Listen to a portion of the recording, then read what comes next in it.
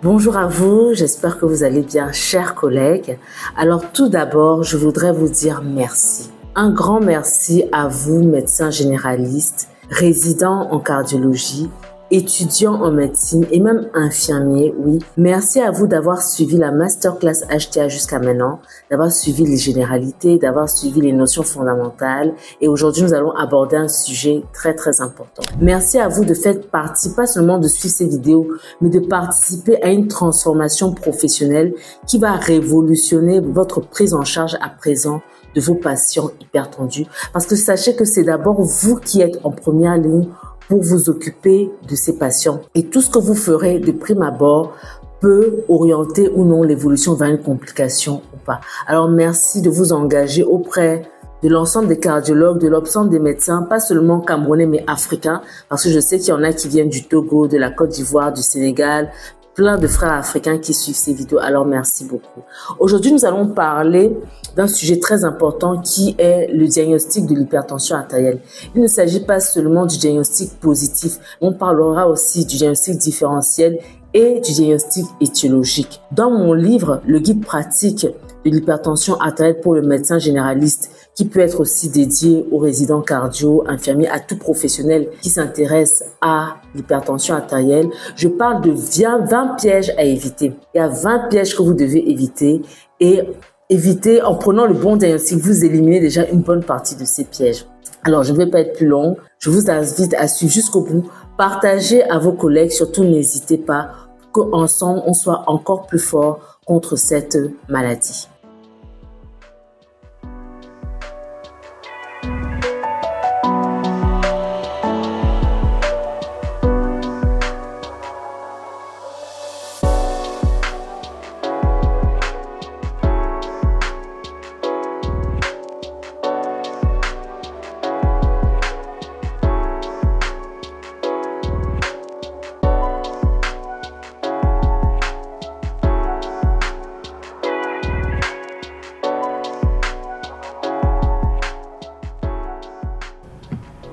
Bonjour à vous, bienvenue. Nous sommes ici dans le module 2, d'accord, dans le module 2 de cette formation Masterclass HTA et nous allons parler du diagnostic de l'hypertension artérielle, diagnostic positif, diagnostic différentiel, diagnostic étiologique.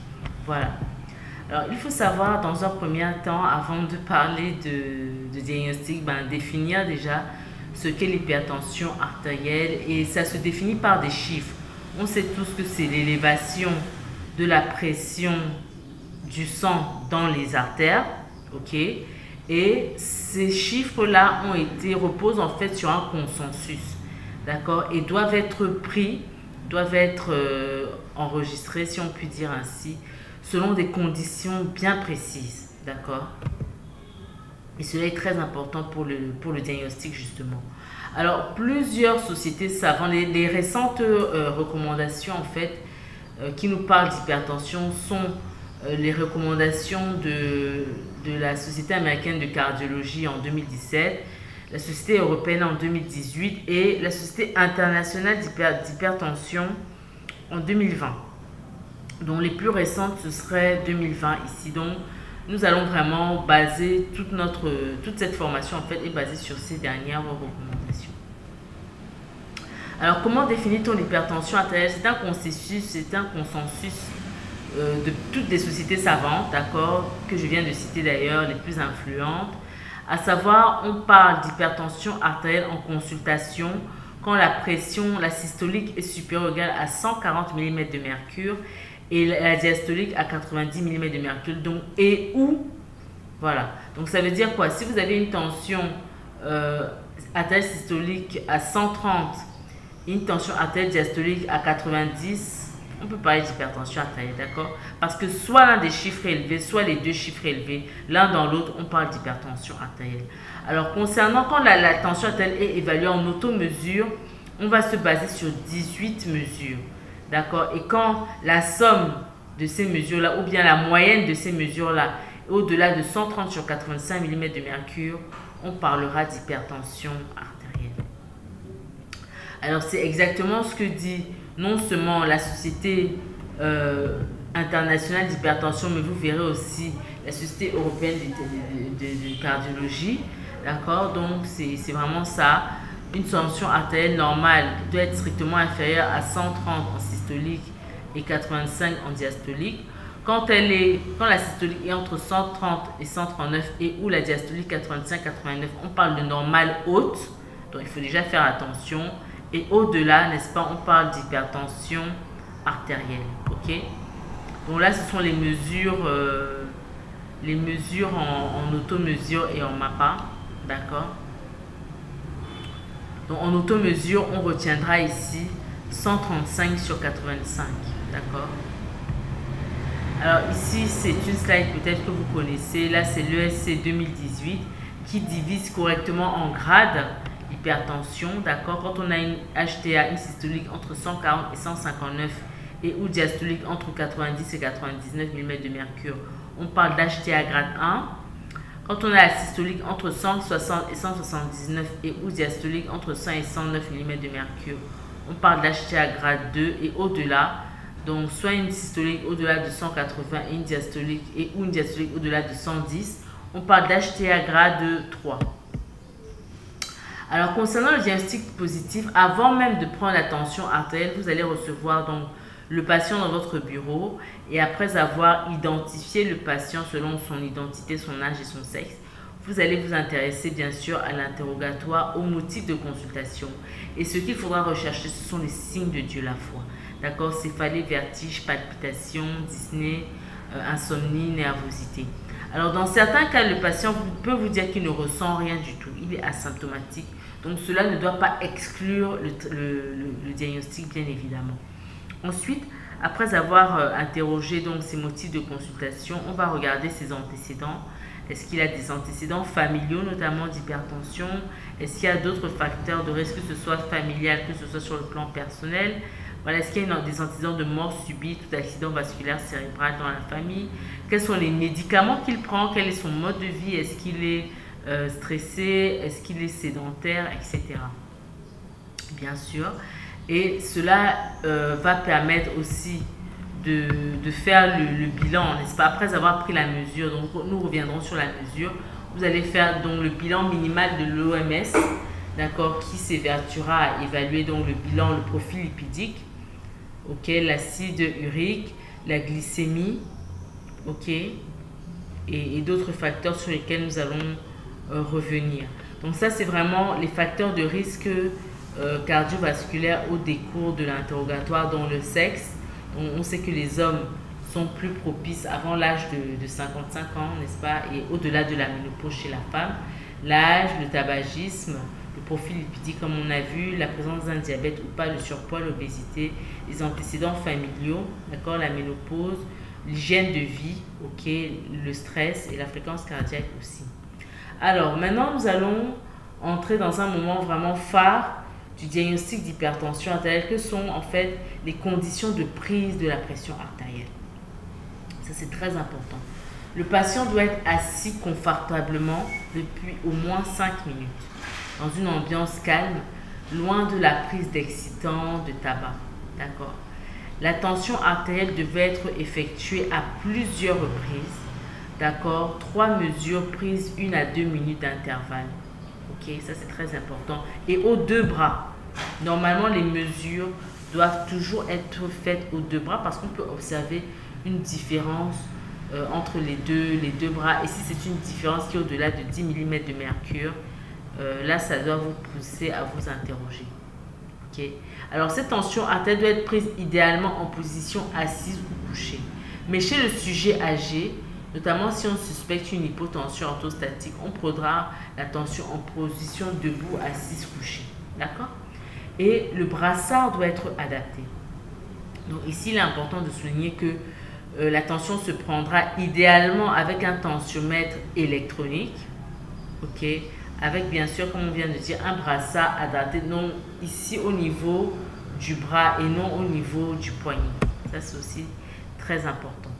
Alors, l'ISH 2020 nous rappelle que concernant la prise, le diagnostic de la tension en cabinet ou bien en tout cas à l'hôpital, d'accord, il faudra reprendre la tension plusieurs fois. Donc, une première mesure ne suffit pas pour définir le diagnostic d'hypertension artérielle.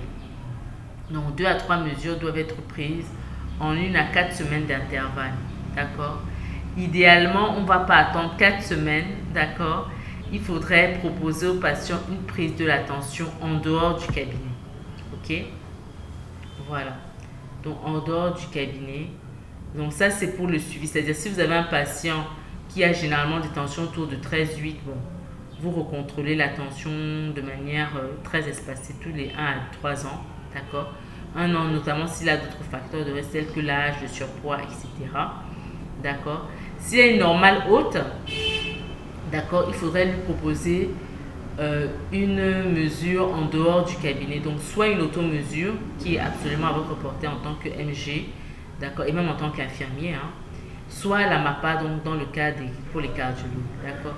Et quand il a une HTA grade 2, voire 3, là, il faut carrément faire une surveillance rapprochée, au mieux aussi une mesure en dehors du cabinet pour confirmer cela, d'accord. Donc ça, maintenant, c'est pour définir l'automesure, très très importante, c'est la règle des 3. Donc 3 mesures le matin, 3 mesures le soir, 3 jours successifs, d'accord. Donc cela va vous donner 18 mesures au total, d'accord. Et la cible de pression artérielle, c'est que les chiffres doivent être inférieurs à 135 sur 85. La moyenne de ces chiffres doit être inférieure à 135 sur 85 mm de mercure. Donc voilà, ça c'est la slide donc de conclusion pour cette première vidéo sur le diagnostic positif de l'hypertension artérielle. Donc quand on fait le diagnostic au cabinet, donc selon les conditions que nous venons de vous définir, la tension doit être strictement inférieure à 140 sur 90 mm de mercure. Veillez à faire plusieurs mesures sur plusieurs semaines, d'accord. Sinon, au mieux, d'accord, pour ne pas que le patient ait un accident vasculaire ou éventuellement, entre-temps, proposez une automesure, d'accord. 3 mesures consécutives en position assise, bien sûr, bien préciser au patient que la première mesure doit se faire donc le matin au réveil, ok, en dehors de toute prise médicamenteuse. 3 mesures successives au niveau du même bras.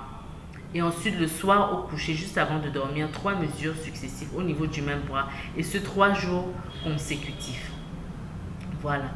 Et la MAPA, ça, ce sera plutôt l'affaire du cardiologue. C'est-à-dire que si vous n'arrivez pas à poser gestion de votre hypertension artérielle, n'hésitez pas à envoyer le patient chez le cardio pour qu'il puisse faire la MAPA. La MAPA qui permet aussi de prendre la tension pendant le sommeil, ce qui est un grand avantage et qui est très intéressant, notamment pour les préfils dits non dippers. Ce sera tout pour cette vidéo. On se dit à la prochaine vidéo. Bonjour à vous. Nous sommes toujours dans le module 2, diagnostic de l'hypertension artérielle, le module 2 de cette formation extraordinaire et je pense très édifiante pour vous, qui est la Masterclass HTA. J'espère que jusqu'à maintenant, vous apprenez beaucoup de choses. En tout cas, certaines choses que vous connaissiez déjà sont peut-être mieux assises dans votre esprit et cela ne peut avoir que un bon impact, sur votre confiance en vous-même, deuxièmement, sur votre bonne pratique de tous les jours. Alors, on s'était arrêté sur cette slide la dernière fois, qui est celle du résumé du diagnostic positif de l'hypertension artérielle. Et nous allons aujourd'hui surtout parler du diagnostic différentiel. Qu'est-ce qui n'est pas une hypertension artérielle et qui y ressemble? Alors, en résumé, qu'est-ce qu'on avait conclu? Que premièrement, l'hypertension artérielle, c'est diagnostiqué sur la base de certains chiffres. Donc, il ne faut pas se fier aux signes. Donc, un patient qui est asymptomatique peut très bien présenter de l'hypertension artérielle, premièrement. Deuxièmement, il faut que la prise de la tension artérielle soit faite dans des conditions optimales. Le patient doit être assis ou couché, au calme depuis au moins 5 minutes, loin d'une prise d'excitant ou de tabagisme, d'accord. Et cette tension doit être prise avec un tensiomètre électronique, d'accord. Ça, ce sont les recommandations, d'accord. Vous pouvez aller regarder, que ce soit l'ESC 2010, que ce soit l'ISH 2020, tensiomètre électronique avec un brassard adapté. Alors, si la tension, le diagnostic est posé au cabinet, une seule mesure ne suffira pas. Il faut prendre des mesures espacées aux 2 bras et parfois pendant plusieurs semaines d'intervalle. Mais le risque est que si le patient est hypertendu et a d'autres facteurs cardiovasculaires, on ne va pas courir le risque d'attendre plusieurs semaines autant proposer aussitôt la suspicion d'HTA posée, autant proposer aux patients une mesure en dehors du cabinet, notamment l'automesure, d'accord, qui est facile à réaliser. 3 mesures le matin, 3 mesures le soir, 3 jours consécutifs dans les conditions dans lesquelles nous avons parlé, d'accord, et on fera la moyenne de ces mesures-là. Si on a une tension au-delà de 135 sur 85 mm de mercure, on est dans le cadre d'une hypertension artérielle. Et si on n'arrive toujours pas à poser le diagnostic malgré la tension au cabinet, la tension en automesure, on demandera une MAPA. Et pour cela, il faudra nécessiter bien sûr l'aide d'un cardiologue, n'est-ce pas, pour qu'il puisse réaliser cet examen-là. Voilà. Alors, quel est l'intérêt de faire les mesures en dehors du cabinet ou bien en dehors de l'hôpital? L'intérêt, c'est pour éviter d'abord ce qu'on appelle les effets blouse blanche. D'accord? L'effet blouse blanche, en fait, c'est quand vous avez un patient qui, du fait de l'anxiété, du fait du stress d'être dans un milieu hospitalier, va élever sa pression artérielle en augmentant sa fréquence cardiaque du fait du stress, justement. D'accord? Donc, c'est pour éviter cela que l'on va faire donc l'automesure. D'accord? Il faut savoir que ces patients-là qui ont ce qu'on appelle un effet blouse blanche ne sont pas, s'il n'y a pas d'hypertension en dessous, on ne va pas les traiter, on va juste surveiller et se rassurer, n'est-ce pas, d'avoir des tensions prises à domicile. D'accord? L'autre chose, en fait, c'est d'éviter, il y a aussi l'HTA masqué, c'est une autre entité, c'est-à-dire le patient a des tensions normales à l'hôpital, mais des tensions élevées à la maison. D'accord? Donc, il est important, n'est-ce pas, de faire justement l'automesure, justement pour pouvoir en fait poser le diagnostic de manière globale. Ok, donc vous comprendrez vraiment que les tensions prises seulement à la maison ou bien seulement à domicile ne sont pas suffisantes. Il faut avoir la globalité et idéalement même pendant le sommeil. C'est ça l'avantage de la MAPA, n'est-ce pas, pendant le sommeil, pour avoir vraiment les chiffres tensionnels du patient sur tout le nictémaire. Et là, vraiment, vous serez davantage fixé pour poser le diagnostic. Ok.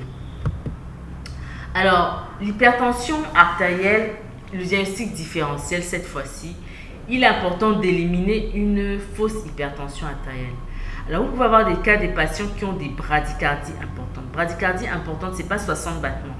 Un patient qui est à 55-60 battements, bon, ça va. En plus, s'il est sportif, ça se comprend. D'accord? C'est une bradycardie qui est physiologique.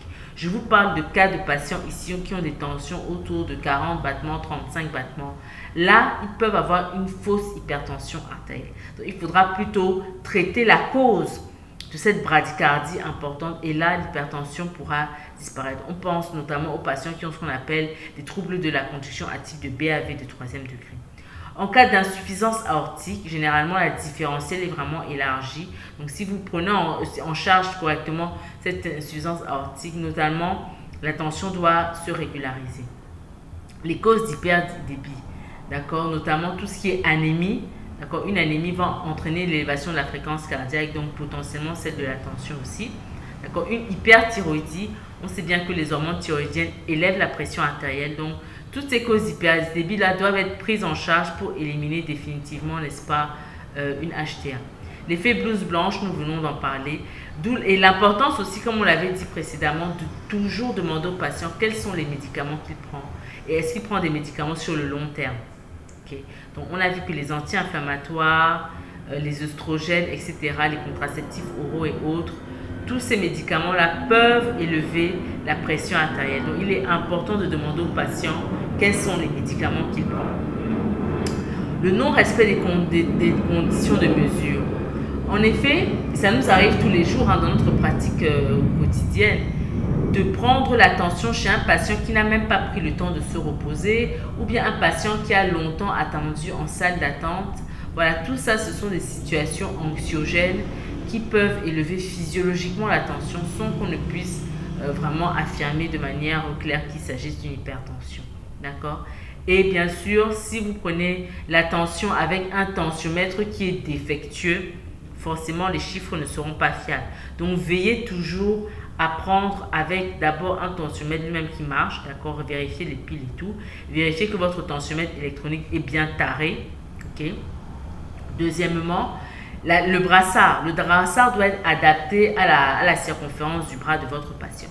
D'accord? Si le brassard est trop grand, il va sous-estimer la tension. S'il est trop petit, il va surestimer la tension.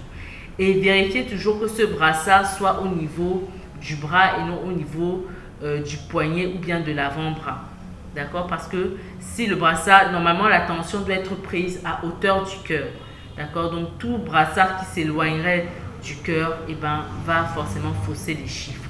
Donc il est vraiment important de respecter toutes ces conditions-là pour ne pas passer à côté du diagnostic ou bien poser diagnostic par excès. Donc nous allons nous arrêter ici pour la tension, le diagnostic différentiel de la tension. Et comme vous le voyez, la prochaine fois, nous parlerons diagnostic étiologique à la prochaine vidéo. Bienvenue dans cette dernière partie du module 2, d'accord, Masterclass HTA module 2, diagnostic étiologique, c'est ce dont nous allons parler. Alors nous avons vu qu'il y avait deux types d'hypertension artérielle, l'HTA essentielle que nous connaissons tous pour la plupart et qui doit faire l'objet de votre intérêt, notamment en tant que médecin généraliste et même pour les paramédicaux parce que c'est la forme la plus fréquente. Dans 90% des cas, l'HTA secondaire est plus l'affaire du spécialiste, d'accord? Mais néanmoins, vous devez avoir quand même des notions parce qu'il faut bien connaître un petit peu pour pouvoir justement référer à qui de droit pour une meilleure prise en charge. Alors l'HTA essentiel, nous avons vu que c'était des facteurs de risque cardiovasculaire qui étaient à l'origine. Autrement dit, des états, des situations physiologiques ou bien liées à notre environnement qui vont nous amener, nous prédisposer à avoir plus de chances ou de malchance de présenter une hypertension artérielle. On a vu qu'il y avait des facteurs de risque dits non modifiables que selon l'âge, d'accord, la ménopause, le genre masculin, l'hérédité, les antécédents, d'accord, familiaux d'hypertension artérielle. Et on a vu qu'il y avait des facteurs de risque qui sont dits modifiables, qui sont beaucoup plus nombreux que ce que je viens de citer, à savoir l'alimentation riche en sel, ok, le fait d'être sédentaire, d'accord, quoi d'autre encore, le diabète, le surpoids, l'obésité, d'accord, voilà, donc il y a beaucoup plus de facteurs de risque modifiables, le tabagisme, l'alcool, etc. Donc ces facteurs de risque modifiables là, on peut agir dessus et changer la tendance pour ne pas présenter plus tard une hypertension artérielle qui elle est irrévocable. Dans le cas de l'hypertension artérielle essentielle, vos vaisseaux sont lésés à vie et le traitement est à vie aussi. Voilà, c'est vraiment le message qu'il faut faire comprendre à vos patients. Par contre, dans le cas de l'HTA secondaire, on a vu qu'il y avait plusieurs types de causes. On a des causes rénales, on a des causes vasculaires, on a des causes endocriniennes, voilà, on a des causes hormonales, etc. Donc, dans ces cas-là particulièrement, la cause, le traitement est réversible, d'accord? L'hypertension artérielle secondaire est réversible. Il suffit de traiter la cause et là, vous n'aurez plus d'hypertension, d'accord? Donc, voici les causes que j'ai citées ici. La coaptation de l'aorte, d'accord? Qui est en fait une diminution du diamètre de l'aorte au niveau notamment de l'aorte thoracique, ok? La sténose de l'artère rénale, d'accord? Ça, ce sont des causes vasculaires. Les maladies rénales, donc toute maladie rénale peut entraîner donc une hypertension artérielle, ok, donc en traitant, en prenant en charge vraiment votre rein, vous n'aurez pas de souci. Le phéochromocytome, d'accord, qui est une tumeur surrénalienne, d'accord. Tout ce qui est hyperthyroïdie, hyperaldotéronisme primaire, hypercorticisme, le syndrome de Cushing, d'accord. L'apnée du sommeil, on l'a vu, ok, c'est une cause d'hypertension, donc en prenant en charge votre apnée du sommeil, donc l'hypertension va normalement s'améliorer, voire régresser. Les causes iatrogènes sont très fréquentes, donc toujours, on ne le répétera jamais assez. Vérifiez les médicaments que prennent vos patients, notamment les médicaments sur le long terme et certaines maladies du système. Donc voilà en gros pour le diagnostic étiologique. Alors comment mettre en exergue toutes ces différentes causes? Déjà par le bilan minimal de l'OMS. D'accord, le bilan minimal de l'OMS va vous permettre rapidement non seulement d'évaluer la situation, de faire le bilan de l'état des facteurs cardiovasculaires chez votre patient, mais aussi va permettre de mettre l'accent sur des causes secondaires éventuelles, notamment en regardant la fonction rénale, d'accord, la kaliémie à travers l'immunogramme sanguin, la natrémie aussi, d'accord. La énumération de formule sanguine vous permettra de rechercher s'il y a une anémie donc, qui serait une cause d'hyperdébit. Et le reste du bilan minimal de l'OMS, c'est le bilan lipidique, okay, pour rechercher une hypercholestérolémie, la glycémie à jeun bien sûr, l'uricémie pour rechercher une goutte. Et je pense que j'ai fait à peu près le tour. Donc voilà en gros, d'accord. Donc en cas d'HTA résistante, HTA sévère, tout ça, nous reviendrons dessus. Retenez que bon, aussi si vous avez des éléments d'appel à l'examen physique, notamment un souffle abdominal, tout de suite il faut penser à une sténose de l'artère rénale, d'accord. Donc envoyez le patient notamment chez le cardio, chez le néphro, ok. Si vous avez un souffle dans le dos, ce qui est vraiment inhabituel, n'est-ce pas, il faut penser à une coarctation de l'aorte, ok. Donc envoyez le patient chez le cardio, etc. Donc vraiment le bilan peut vous aider vraiment à faire la part des choses. Donc voici la liste des médicaments hypertenseurs donc qu'il faut vraiment qu'il faudra rechercher chez vos patients. Voilà, donc nous reviendrons sur la consultation d'annonce dans un autre module. Merci de votre attention et à la prochaine vidéo.